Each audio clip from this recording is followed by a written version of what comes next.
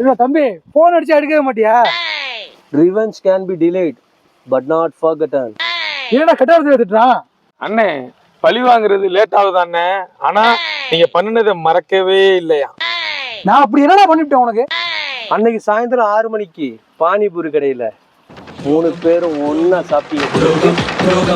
இது பானிபூரிக்காடா இவ்வளவு கோவப்படுற? சாயங்காலம் வாடா, காளானும் பானிபூரியும் சேர்த்து வாங்கி தரேன்டா. பானிபூரி இல்லாம காளான் வாங்கி தரியா?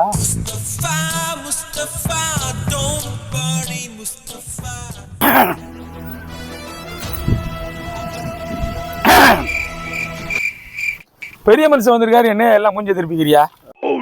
மாப்ள நம்ம கோயிலில் கடா வெட்டு வச்சிருக்கோம் மாப்ள. இவங்க உட்காந்துருக்கான் இருக்கு. தனியா பேசுவாங்க. போன வாரம் அந்த கோயில்ல நாங்க கிடா வெட்டணும்.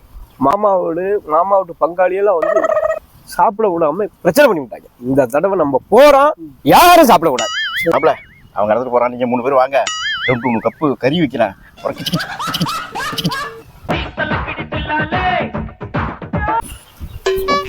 என்னவா 2-3 கப்பு கறி வைக்கிறாரு அண்ணே.